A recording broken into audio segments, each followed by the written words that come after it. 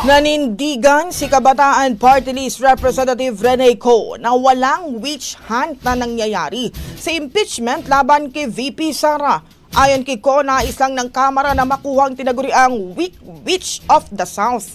Ang naturang weak witch anyay nagdustay ng confidential funds at tumatangging sumagot sa mga tanong. Binatikos din ito ang Senado dahil sa patuloy na pag-antala sa impeachment trial na iminamandato ng konstitusyon. Ipinanawagan ng kongresista na dapat ang tigilan ang delaying tactics at simulan na ang paglilitis upang malaman kung saan na napunta ang pera ng taong bayan.